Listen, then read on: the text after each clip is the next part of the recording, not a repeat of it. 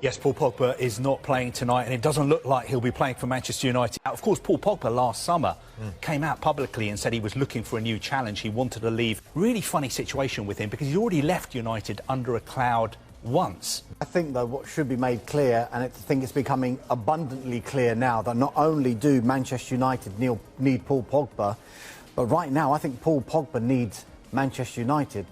It's safe to say Pogba performing at a high level for the rest of this season once he's fit can only be a positive influence on all parties, for Manchester United, for France eventually, and for Paul Pogba himself.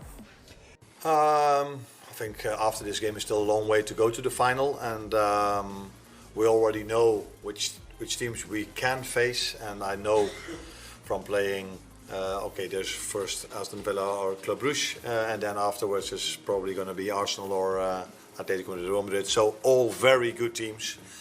But what I do agree with Luis Enrique, that we are a team, Paris Saint-Germain are a team, and 3 or 4 others that are good enough to reach the final. But because it's only 2 games, luck and bad luck can be decisive as well.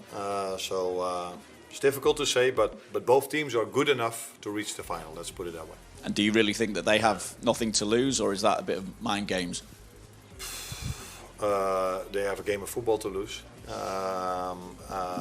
and we as well. So I do think both they've been in this stage of the tournament for many years now. I think last season they reached the semi-final. We were not even at this stage last season in the Champions League, and the season before this was the round where we were knocked out. So yeah, these teams normally are going quite far into Europe, and yeah, that's it. If you are to see it through, what difference do you need to see from the first leg? I wasn't surprised at all about their performance. They've impressed me a lot. Before we played that game, I watched many games of them because we had a bit more time than normally. And I was really impressed by the intensity they play at, the team cohesion, the rotations in the midfield. They are such a complete team, such a well-managed team. And I think we've experienced this this last Wednesday. Some people said we played poor. I don't agree. I think they played tremendously well. I don't think we faced this season a team that combined that much quality with that much intensity. But I do think we can do better. So I'm not saying we played poor or not good at all, but we are a better team than we were last week. And that's something we have to prove tomorrow with the help of our fans. Apologies.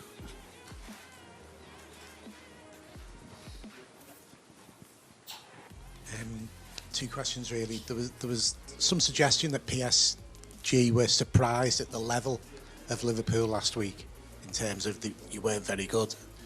Do you have any comments on that, and do you think you'll have to play the best game of the season to get through tomorrow? Nah, I think what you mean is that some of them have said that Arsenal and Bayern Munich were better than us, and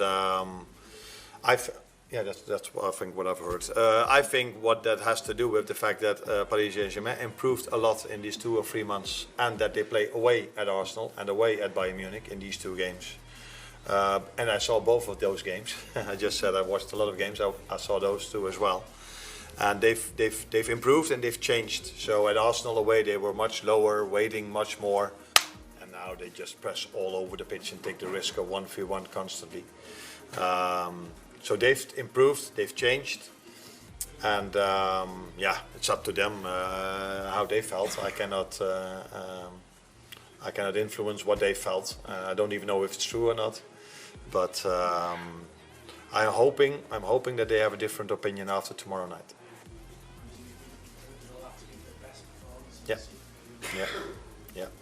Yeah, I do think so, because this is the most complete team we've faced so far.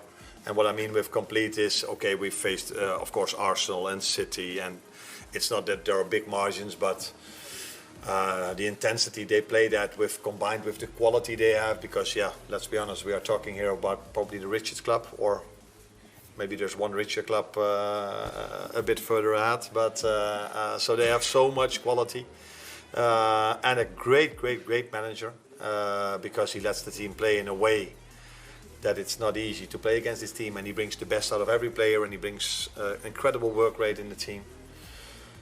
So that's why I think we have to be at our best tomorrow. But for example, we didn't have ball possession at all. City away, the other richest club in the world, together with Paris Saint-Germain, and at home we had a completely different performance against City than we had away. Gentleman behind Paul. And I just wonder, just follow up to that. Do you think the players get extra motivation when they hear comments that maybe the opposition doesn't think they're as good as they thought, or I don't know. I don't think anyone needs motivation. Not their players, not our players. If you play at Anfield in a knockout stage with two of the better teams in Europe, I think there are 3, 4, or 5 incredible teams in Europe at the moment.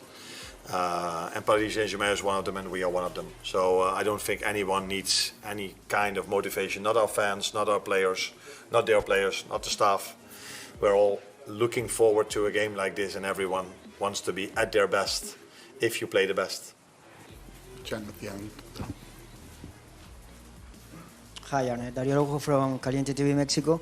Would you say that this match is the most important of the season for you? Yeah, because it's the next one. Why? Because it's the next one, and the next one is always the most important one.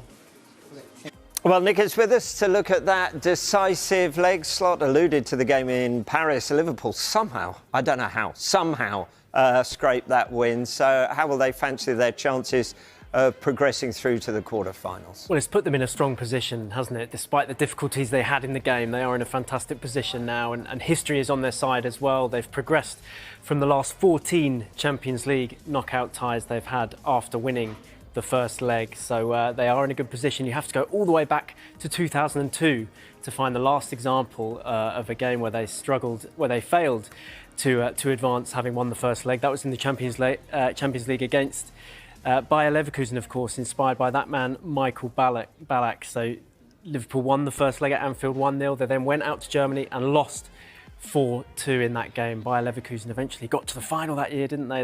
They were on for a treble, but they fell short on all fronts. But Liverpool hope to avoid any kind of repeat of that. Of course, this time they do have the second leg at Anfield, which is a big advantage for them. Yeah, it was Real Madrid, wasn't it? Casillas in that side in his breakthrough season. Klaus Toppmöller not getting any trophies for Bayer Leverkusen that campaign. Darwin Núñez has played a big part in the last 2 games up front for Liverpool. Nick, I mean, what sort of impact has he made to this side? Yeah, well,